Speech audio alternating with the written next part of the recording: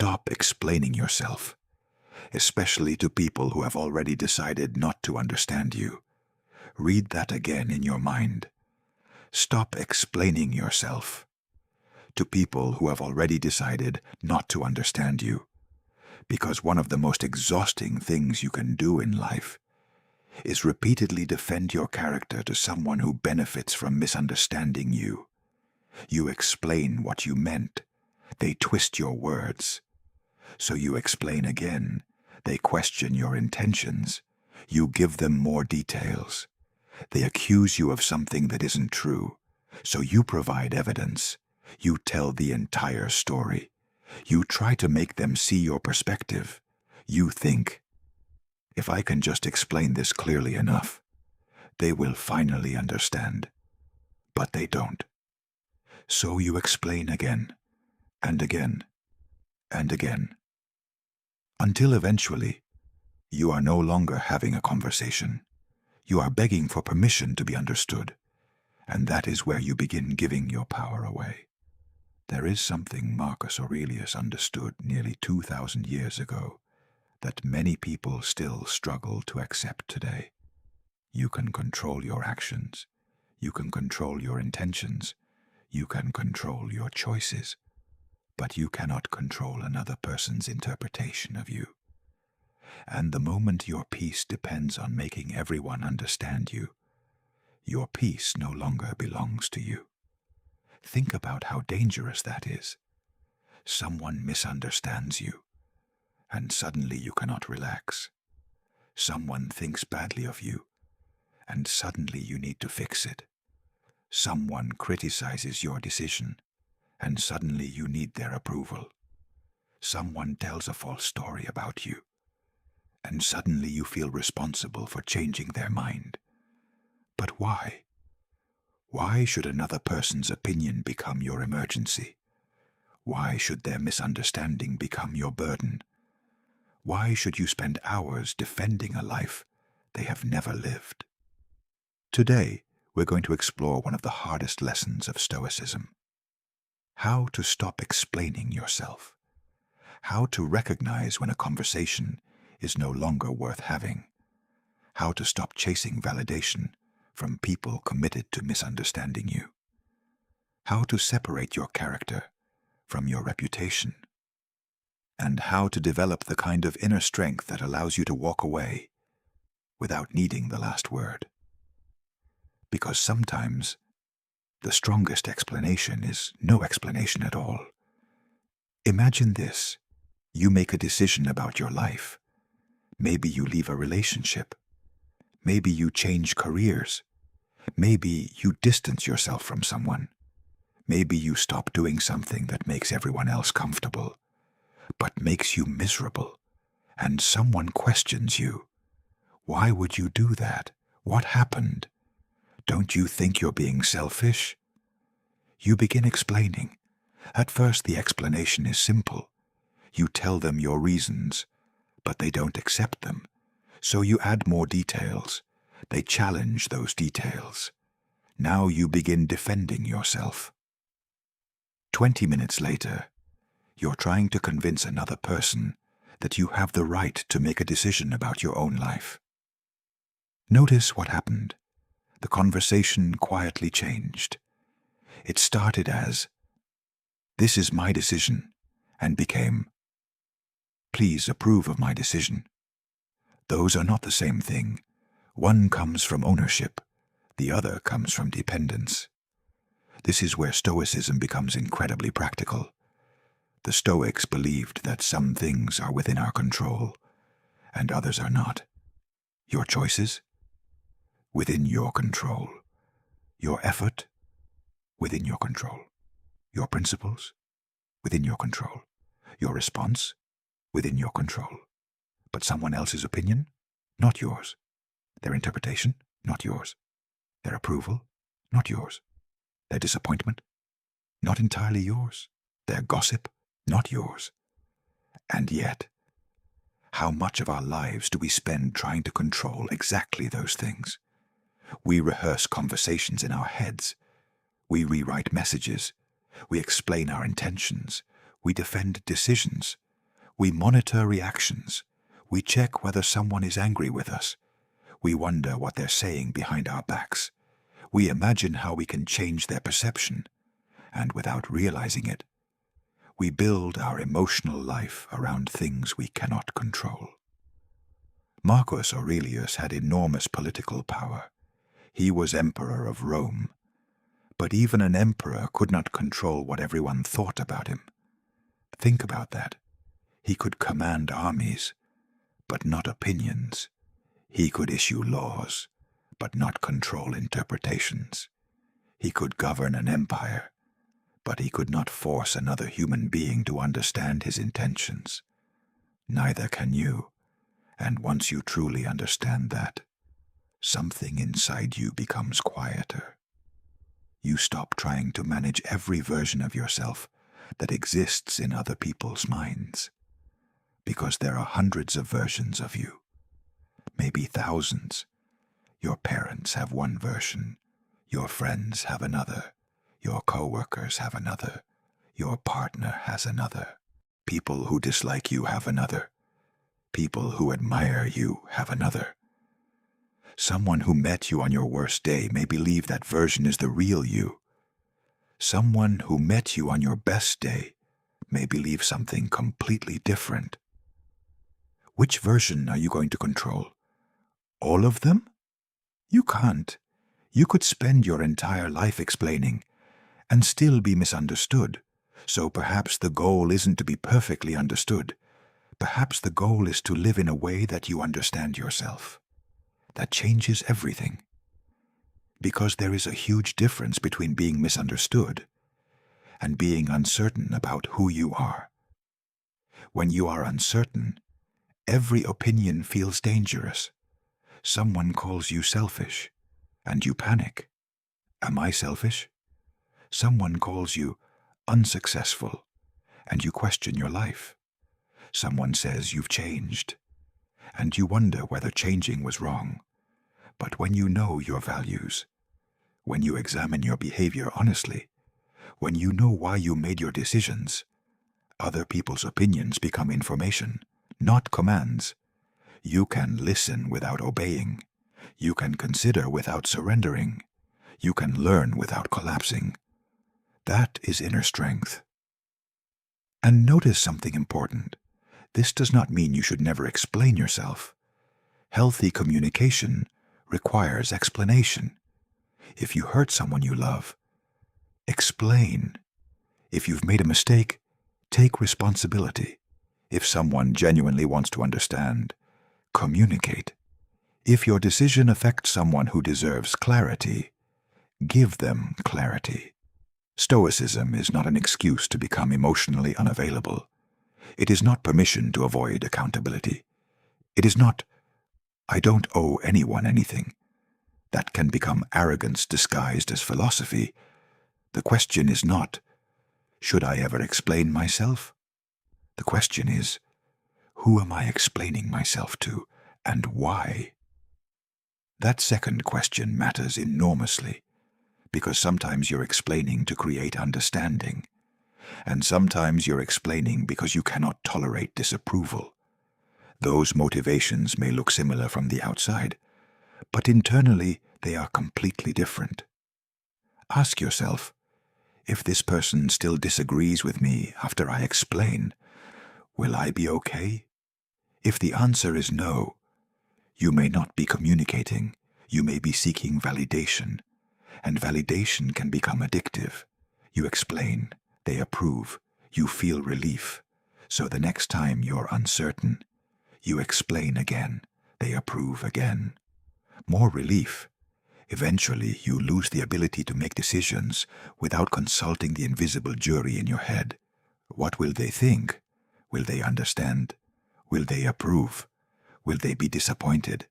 And suddenly, you are living your life for an audience. This is one of the quietest forms of imprisonment. There are no bars, no chains, no locked doors. You can go anywhere you want. But mentally, you need permission. Permission to change. Permission to succeed. Permission to leave. Permission to say no. permission to become someone different, and sometimes the people you are asking for permission benefit from keeping you exactly where you are. Think about that. Not everyone will celebrate your growth. Some people like the version of you who had no boundaries. Some people like the version of you who always answered the phone, who always said yes, who tolerated disrespect, who explained everything, who apologized for having needs, who made himself smaller to keep everyone comfortable. Then you change. You begin saying no. You begin protecting your time. You stop participating in unnecessary drama. You stop explaining every decision. And suddenly, they tell you you've changed. Of course you've changed. That was the point. Growth is change. Discipline is change. Self-respect is change.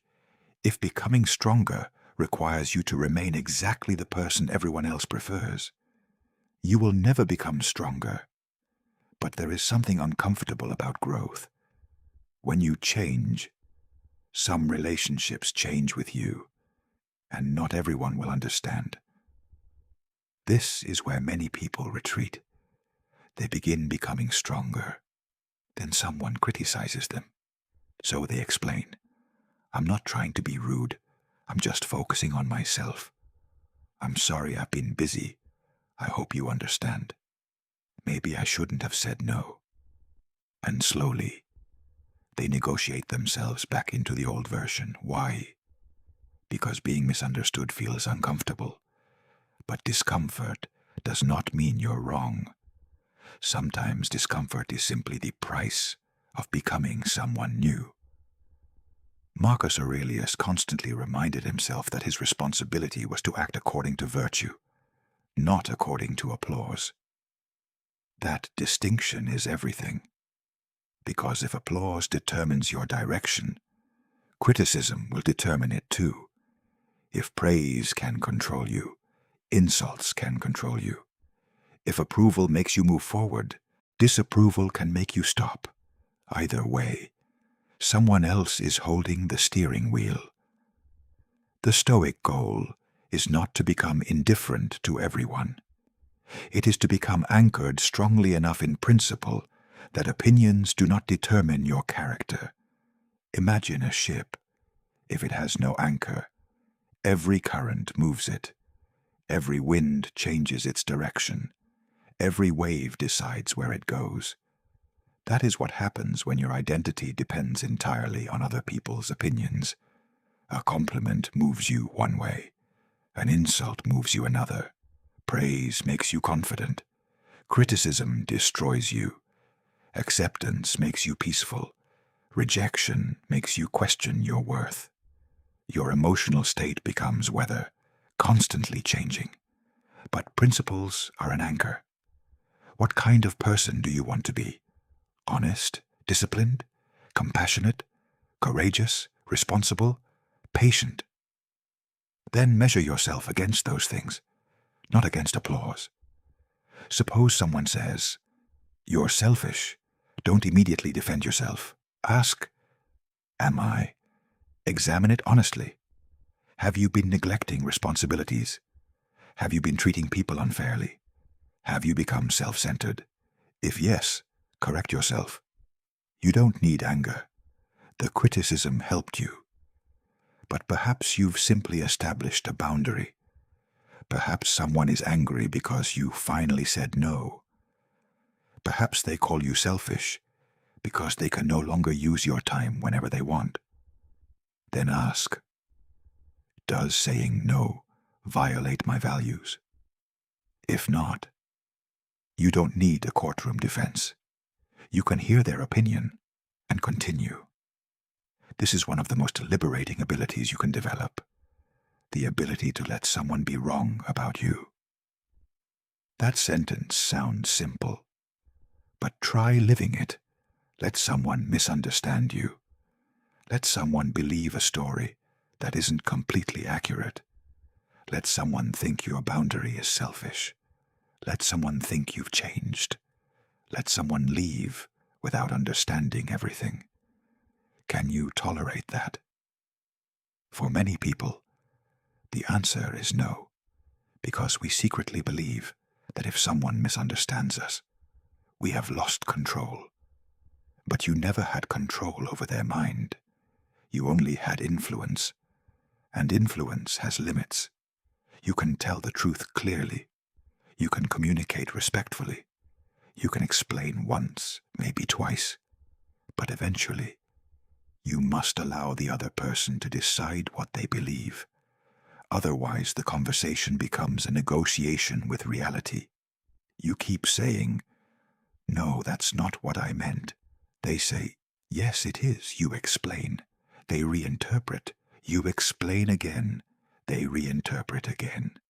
How long will you continue? An hour, a week, a year? At some point, you must understand that comprehension requires cooperation. You cannot force understanding onto someone who refuses to participate. This is especially important with people who argue in bad faith. Some people don't ask questions because they want answers. They ask questions because they want ammunition. They don't request explanations because they want clarity. They want contradictions. They want you to keep talking until they find one sentence they can use against you.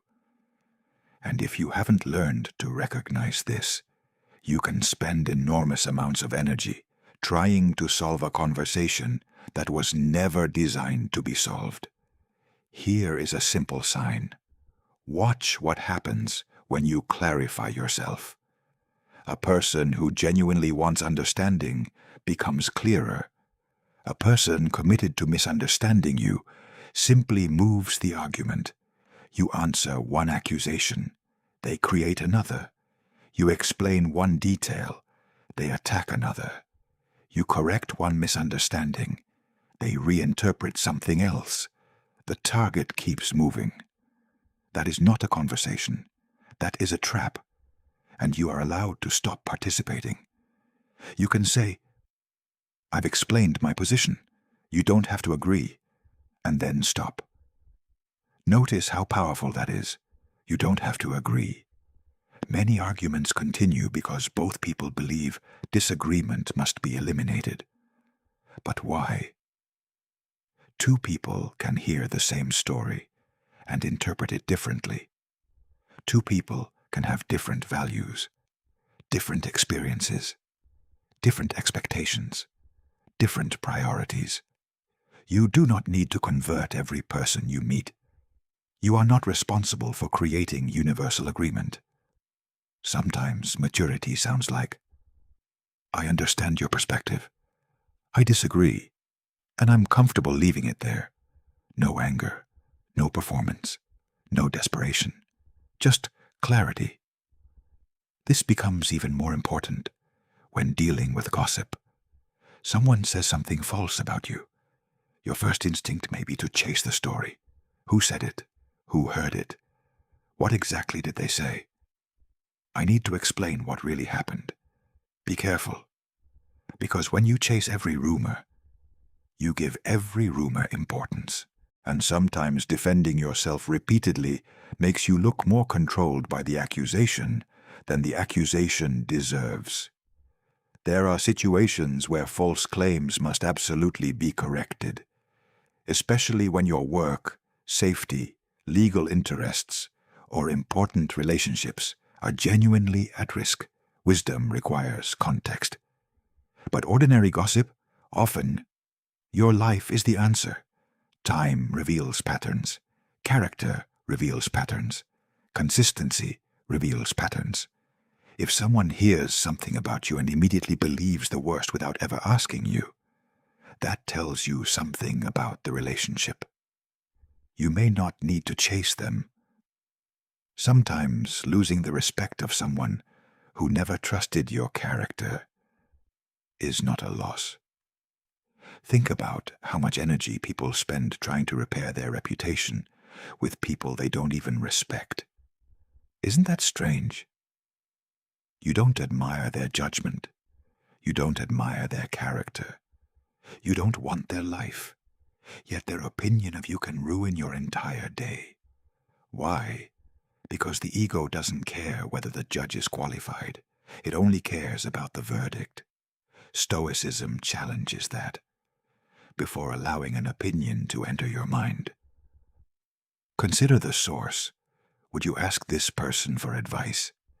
Do they live according to principles you respect? Do they understand your situation? Do they know the entire story? Do they want what is best for you? If not, why are you treating their criticism as sacred information? Marcus Aurelius encountered people he considered difficult, arrogant, dishonest, jealous, and selfish. His task was not to become like them. His task was to maintain his own character in their presence. That's the deeper challenge, because sometimes the desire to explain yourself is really a desire to win. You want the moment when they finally say, "You're right. I misunderstood you. I'm sorry." And maybe that moment comes. But sometimes it never does. What then? Will you postpone your peace indefinitely? Will you carry the argument for 5 years because someone never apologized? Will you keep rehearsing explanations for a conversation that may never happen? At some point, you have to give yourself closure, not fake closure, not pretending you weren't hurt, not pretending nothing happened, but accepting a difficult reality. They may never understand, they may never apologize, they may never admit they were wrong, and you can still move forward. That is freedom, because closure becomes something you create, instead of something another person must give you. There is another trap. Overexplaining. Maybe you've experienced this. Someone asks a simple question, "Why can't you come tonight?" And instead of saying, "I can't make it tonight," you begin creating a legal defense. "I've been really busy this week, and tomorrow I have to wake up early, and I already promised someone I'd do something, and I hope you're not upset, and maybe I can come another time." Why? Why do we do this? Often because we fear that a simple no will make us look bad. So we decorate the boundary until it becomes acceptable. But a boundary that requires a 10-minute explanation is often a boundary you're still asking permission to have. You can be kind without over-explaining. You can say, "I appreciate the invitation, but I can't make it." That's enough. You can say, "I'm not comfortable with that." That's enough. You can say, "That doesn't work for me." That's enough. You can say, "No." And sometimes that is enough too. This doesn't mean becoming rude. It means learning that clarity does not require guilt. Many people have been trained to believe that disappointing someone means they have done something wrong. But disappointment is part of human relationships. You will disappoint people. People will disappoint you. You cannot organize your entire life around preventing anyone from ever feeling disappointed, because the cost will be your own life. Every yes you give to something you don't want is often a no to something you do. Your time, your peace, your family, your health, your work, your purpose, your rest. So when you explain yourself endlessly because you're afraid of disappointing someone, ask, what am I sacrificing to avoid their discomfort? Sometimes the answer will surprise you. The Stoics understood that life is short. Marcus Aurelius returned to this idea again and again. Your time is limited. Your attention is limited. Your energy is limited. So why spend so much of it defending yourself in imaginary courtrooms? Imagine the accumulated time. Every argument you replay, every message you rewrite, every conversation you rehearse, every explanation you prepare, every opinion you monitor. Hours, days, perhaps months of your life. And at the end, what have you gained? Maybe someone thinks slightly better of you. Maybe they don't. But the time is gone either way. There is a better use for that energy. Become the person you keep trying to explain that you are. Think about that. Instead of telling everyone you're disciplined, be disciplined. Instead of explaining that you're trustworthy, be trustworthy. Instead of insisting that you're kind, act with kindness. Instead of demanding that people recognize your growth, grow. Instead of defending your character, build it. Because character compounds. Every decision adds evidence. Every action becomes a vote. Every day becomes another page in the story of who you are. And eventually, you become less interested in arguing about your identity because you're too busy living it. This is where quiet confidence begins. Not with believing you're perfect. You aren't. Neither am I. Neither was Marcus Aurelius. Quiet confidence comes from knowing that you are willing to examine yourself. If you're wrong, you'll correct yourself. If you're right, you don't need to scream. If you're uncertain, you'll learn. That makes criticism less threatening, because your ego no longer needs to defend a perfect image. You can simply ask, is there something useful here? If yes, take it. If no, leave it. This is Stoic filtering. Not every opinion enters. Not every criticism stays. Not every misunderstanding requires repair. Not every invitation requires acceptance. Not every accusation requires defense. Not every question deserves access to your private life. This last point matters. Privacy. You are allowed to have parts of your life that other people do not fully understand. You do not owe everyone complete access to your reasons. Sometimes a decision involves personal information. Sometimes the story includes someone else's privacy. Sometimes you simply don't want to discuss it. You can say, I'd rather keep that private, and stop. You don't have to create an acceptable explanation for why you want privacy. Privacy itself can be the reason. In a world where people constantly broadcast their lives, this can feel strange. We are encouraged to explain everything. Where we are, what we're doing, why we're doing it, who we're with, how we feel, what happened, what comes next. And then we wonder why other people's opinions feel so close. We've invited thousands of them into our inner world.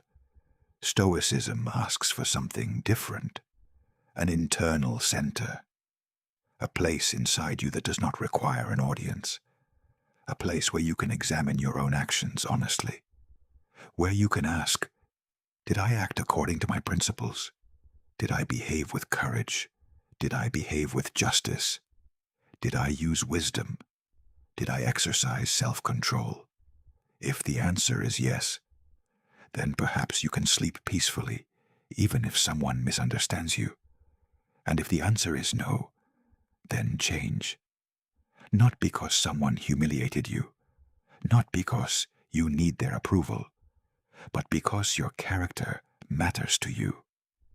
This is a much stronger foundation. Now let's make this practical. The next time you feel the urge to over-explain yourself, use 4 questions. First, does this person genuinely want to understand me? Second, does this person need an explanation? Third, have I already explained this clearly? Fourth, am I explaining for clarity or begging for approval? Those 4 questions can save you enormous amounts of energy. Let's go through them. Does this person genuinely want to understand me? Look at their behavior. Are they listening? Do they ask sincere questions? Do they acknowledge your answers? Can they disagree respectfully? If yes, the conversation may be valuable. If they constantly interrupt, twist your words, mock your explanation, or move the argument every time you answer, stop. Understanding requires two people. Second, does this person need an explanation? Your partner may deserve an explanation about a decision affecting the relationship. Your employer may need an explanation about something affecting your responsibilities. A close friend may deserve clarity if your actions hurt them. But a stranger on the internet, a distant acquaintance, someone gossiping about your life? Maybe not. Access to you is not universal. Third, have I already explained this clearly? This is crucial. Sometimes we keep explaining because we think different words will finally create acceptance. But if you've already communicated clearly, repetition may not help. You can say, I've explained my position. I understand that you disagree, and stop. Fourth, am I explaining for clarity or begging for approval? Be honest. If what you really want is for them to tell you, you're right. You're a good person. I approve of your decision. Then recognize what is happening. You have handed them emotional authority. Take it back, not through anger, through awareness. You don't need to become cold. You simply stop negotiating your worth. There is a beautiful kind of freedom in reaching the point where you can say, I hope you understand, but I will be okay if you don't. That is very different from, you must understand me before I can move forward. One is communication. The other is captivity. And there is another level to this. Sometimes you need to stop explaining yourself to yourself. You made a mistake 5 years ago. You know why? You've learned. You've changed. You've taken responsibility. But every night, you reopen the case. You explain. You prosecute. You defend. You replay. You imagine what you should have done. At some point, you have to allow the past to become the past. Stoicism is deeply concerned with the present because the present is where action is possible. You cannot rewrite yesterday. You can only use yesterday to improve today. So if you were wrong, learn, repair what you can, apologize where appropriate, then change your behavior. But don't confuse endless self-punishment with accountability. Accountability creates improvement. Self-punishment often creates paralysis. The purpose of recognizing a mistake is to become wiser, not to spend the rest of your life explaining why you made it. And this brings us back to the central lesson. Your responsibility is not to control every opinion. Your responsibility is to control your character. You cannot prevent every misunderstanding. You cannot correct every rumor. You cannot make everyone approve. You cannot force anyone to see your heart. But you can live honestly. You can communicate clearly. You can establish boundaries. You can admit when you're wrong. You can change when change is necessary. And then you can let people think what they think. That last part is difficult, but it is where freedom begins.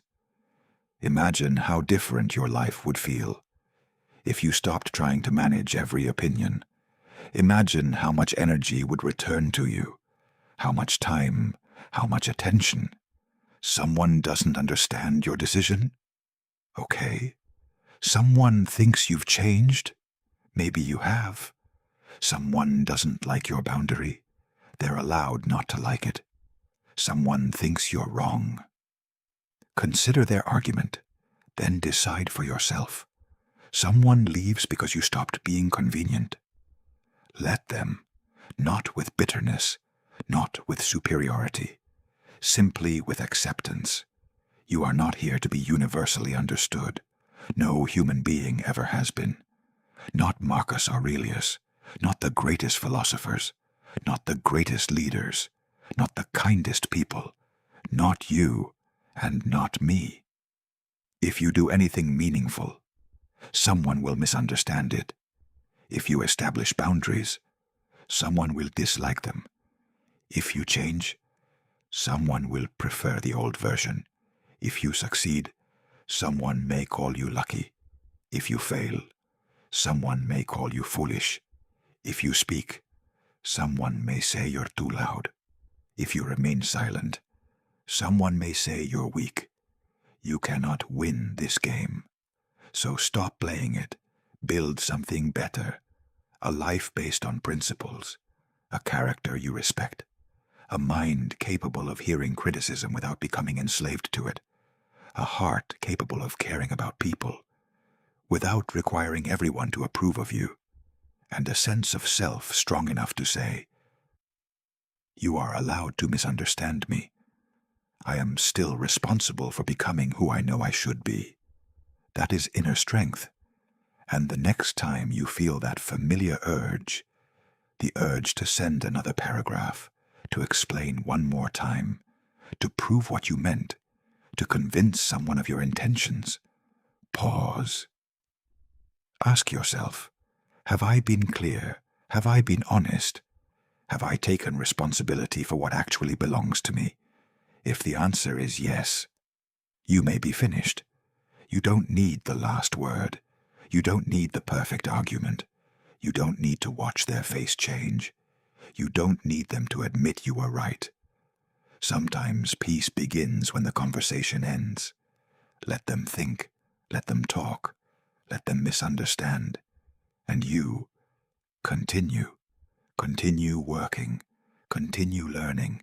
Continue improving. Continue becoming.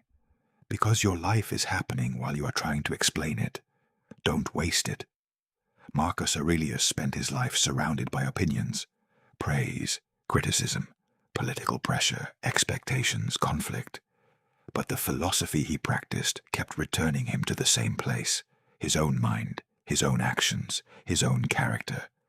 That is where your work is too, not inside someone else's opinion of you, inside you. So remember this. Explain when explanation creates understanding. Apologize when you are wrong. Listen when criticism contains truth. Communicate with people who matter. But stop begging to be understood by people committed to misunderstanding you. Stop turning every accusation into a trial. Stop turning every boundary into an apology. Stop turning every decision into a presentation. Stop handing your peace to people who have done nothing to deserve that responsibility. You are allowed to say no. You are allowed to change. You are allowed to leave. You are allowed to keep things private. You are allowed to make decisions other people do not understand. And they are allowed to misunderstand you. That is the part you must accept, because freedom works both ways. You are free to choose your path, and they are free to have an opinion about it. Your job is not to control their freedom. Your job is to control what you do with yours. So stop explaining. Start living. Let your discipline explain you. Let your consistency explain you. Let your boundaries explain you. Let your character explain you. Let time explain you. And if some people still refuse to understand, let them. You do not need to attend every argument you're invited to. You do not need to defend yourself in every courtroom someone creates inside their mind. And you do not need permission to protect your peace. If this message found you at the right moment, subscribe to Inner Strength. This channel is not about temporary motivation. It's about building something deeper. Discipline, wisdom, self-control, courage, clarity, and the strength to remain yourself in a world constantly trying to pull you in different directions. In our last lesson, we talked about refusing to react when someone disrespects you. Today, we took the next step. Stop explaining yourself to people who have already decided not to understand you. But there is another attachment that steals even more peace. The need to hold on to people who are already pulling away. We chase, we convince, We negotiate, we try harder. And sometimes, the harder we chase, the faster they leave. In the next video, we're going to explore one of the most difficult Stoic lessons of all: how to let people go, without losing yourself trying to keep them. Until then, protect your attention, protect your character, protect your peace, and remember, you don't need everyone to understand your path. You only need enough clarity to keep walking it.